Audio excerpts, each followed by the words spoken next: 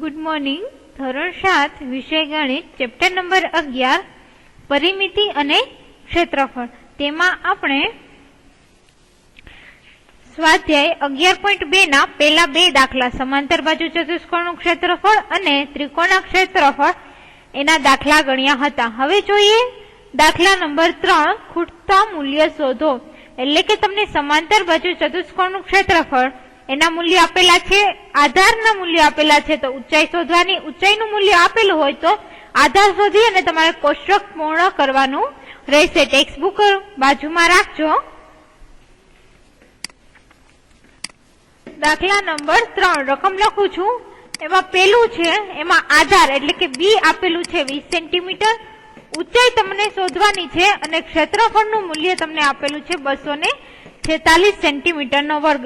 તમારે શોધવાનું છે ઊંચાઈ, તો સૂત્ર મૂકીએ समांतर बाजू चतुष्कोणનું क्षेत्रफળ એનું સૂત્ર થશે b ગુણ્યા h।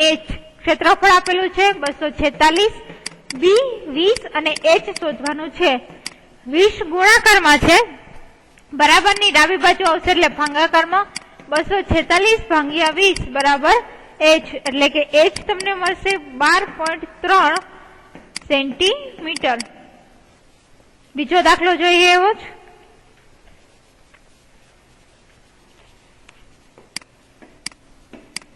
એમાં તમને આધાર એટલે કે બી નું મૂલ્ય શોધવાનું છે। ઊંચાઈ h આપેલી છે 15 સેન્ટીમીટર અને ક્ષેત્રફળ તમને આપેલું છે 154.5 સેન્ટીમીટર નો વર્ગ।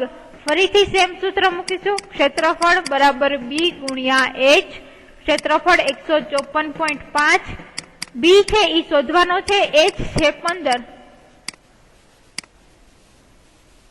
હવે 15 ગુણાકારમાં છે એટલે બરાબરની ડાબી બાજુ આવશે તો ભાગાકારમાં આવશે 154.5 ભાગ્યા 15 બરાબર બી।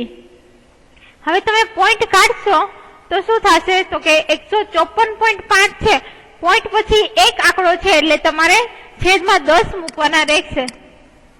એટલે કે 1545 ભાગ્યા 15 ગુણ્યા 10, 10 શેના છે તો ઉપરથી પોઈન્ટ કાઢ્યો એના છે બરાબર બી। તો બી બરાબર તમને જવાબ આવશે 10.3 સેન્ટીમીટર। એના પછી સી જોઈએ। એમાં પણ તમારે આધાર શોધવાનો છે। ઊંચાઈ આપેલી છે તમને 8.4, ક્ષેત્રફળ આપેલું છે 48.72 સેન્ટીમીટર। સૂત્ર મૂકીએ, ક્ષેત્રફળ બી ગુણ્યા h।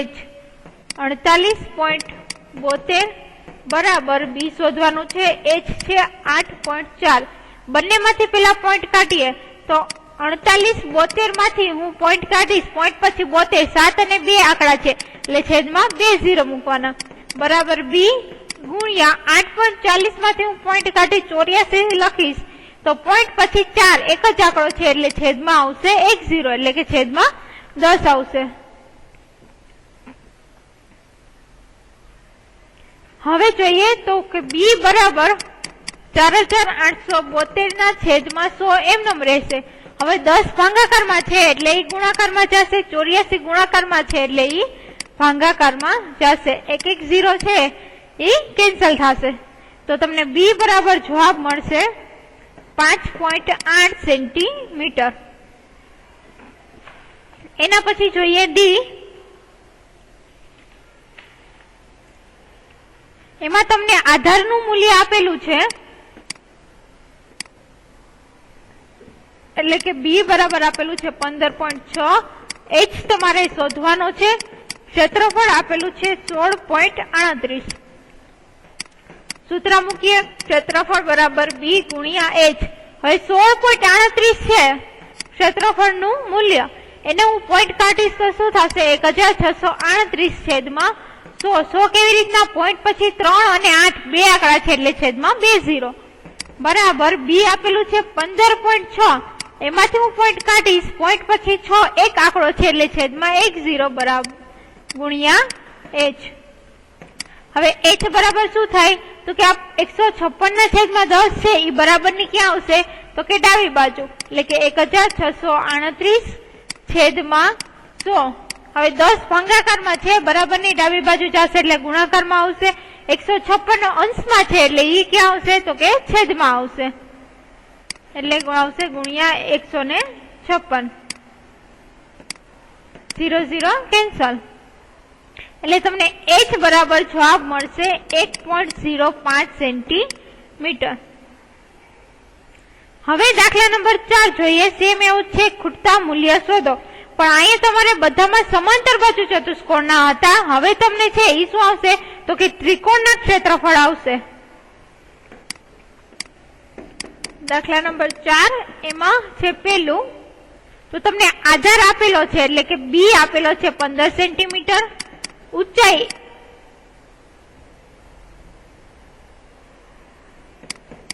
h છે ઈ શોધવાનું છે અને ત્રિકોણનું ક્ષેત્રફળ આપેલું છે। તમને અહીંયા શેનું આપેલું છે તો કે ત્રિકોણનું 87 સેન્ટીમીટરનો વર્ગ।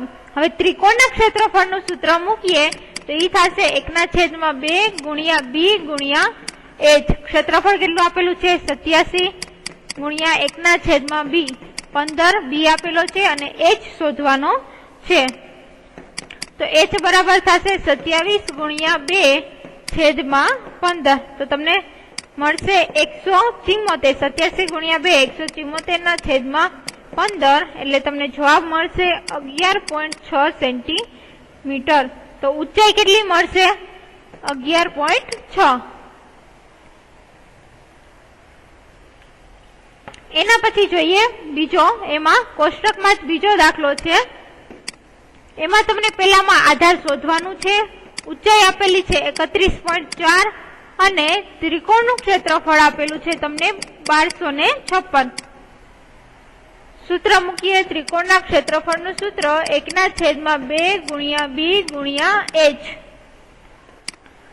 ક્ષેત્રફળ 1256 બરાબર 1/2, બી શોધવાનો છે, h 31.4 છે, હું પોઈન્ટ કાઢું તો 31.4 માંથી પોઈન્ટ પછી 4 એક સંખ્યા છે એટલે છેદમાં શું આવશે 10।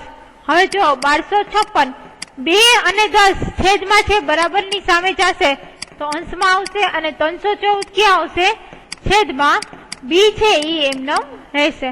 તો બી બરાબર તમને જવાબ કેટલો મળશે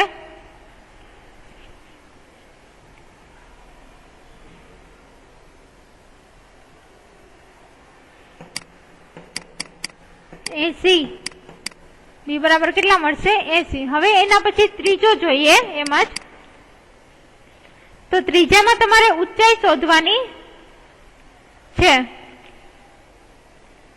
બી આપેલો છે 22, ઊંચાઈ શોધવાની છે, ત્રિકોણનું ક્ષેત્રફળ તમને આપેલું છે 170.5, તો સૂત્ર મૂકીએ, ક્ષેત્રફળ બરાબર 1/2 ગુણ્યા બી ગુણ્યા h।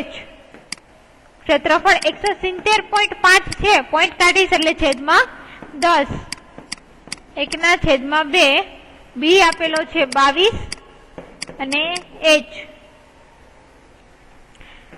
એમનેમ રહેશે 1705 છેદમાં 10। હવે બે ભાગાકારમાં છે, છેદમાં છે એટલે અંશમાં જશે, 22 ક્યાં આવશે તો કે છેદમાં, છેદ ઉડાડશી 2 5 10 એટલે આવશે 1750 ભાગ્યા 5 ગુણ્યા 22, એટલે તમને જવાબ મળશે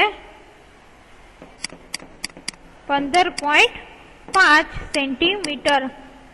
h શોધવાનો છે, એનો જવાબ કેટલો મળશે 15.5 સેન્ટીમીટર।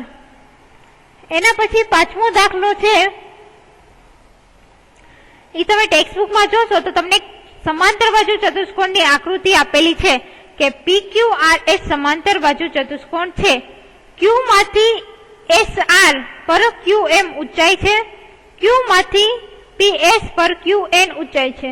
હવે SR બરાબર 12 સેન્ટીમીટર હોય એટલે કે તમને આધાર આપેલો છે 12 સેન્ટીમીટર અને QM બરાબર 7.6 સેન્ટીમીટર હોય એટલે કે આધાર અને ઊંચાઈ બંને આપેલી છે, તો સમાંતર બાજુ ચતુષ્કોણનું ક્ષેત્રફળ શોધો। હવે એમાં ને એમાં બીજું છે કે PS બરાબર 8 સેન્ટીમીટર હોય તો QN શોધો।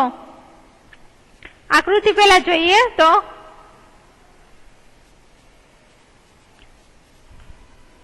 તમને એસ પેલા નામ આપી દઈએ આપણે, પી ક્યુ આર અને એસ. ક્યુ માંથી પી એમ છે એસઆર પર, ક્યુ માંથી પી એન છે પી એસ પર. ક્યુ એમ તમને આપેલા છે 7.6 એટલે આ માપ તમને આપેલું છે 7.6. એસ આર આપેલા છે 12 એટલે આ આખું માપ આપેલું છે તમને 12. પી એસ આપેલા છે 8 એટલે કે આ માપ આપેલું છે 8. તો તમારે ક્યુ એન શોધવાનું છે અને સમાંતર બાજુ ચતુષ્કોણનું ક્ષેત્રફળ શોધવાનું છે. તો સમાંતર બાજુ ચતુષ્કોણનું ક્ષેત્રફળ થશે બી ગુણ્યા એચ. હવે જો આધાર અને ઊંચાઈ બંનેની કિંમત કઈ બાજુ આપેલી છે તો કે 7.6 અને 12. ક્યુ એમ બાજુની બંનેની કિંમત આપેલી છે. અહીંયા તમે જોશો તો ક્યુ એન ની કિંમત આપેલી નથી એટલે આપણે કિંમત કઈ મૂકશે પેલા તો 7.6 અને 12. તો કે 7.6 ગુણ્યા 12 કરશે તો તમને જવાબ કેટલો મળશે ગુણાકારમાં 91.2 સેન્ટીમીટર નો વર્ગ. આ શું થયું તો કે સમાંતર બાજુ ચતુષ્કોણનું ક્ષેત્રફળ. હવે આપણે શું શોધવાનું છે તો કે ક્યુ એન એટલે કે ઊંચાઈ શોધવાની છે. તો ફરીથી આપણે હમણાં ઉપરથી દાખલા નંબર 3 માં કર્યું એવી રીતના ક્ષેત્રફળનું સૂત્ર મૂકીએ ફરીથી બી ગુણ્યા એચ. ક્ષેત્રફળ જુઓ હમણાં જ આપણે શોધેલું છે કેટલું આવ્યું 91.2.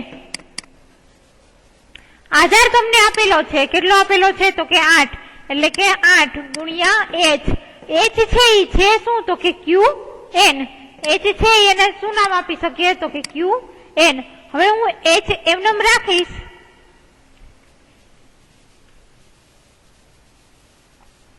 તો શું થશે 91.2 માંથી હું પેલા પોઈન્ટ કાઢીશ એટલે છેદમાં આવશે 10.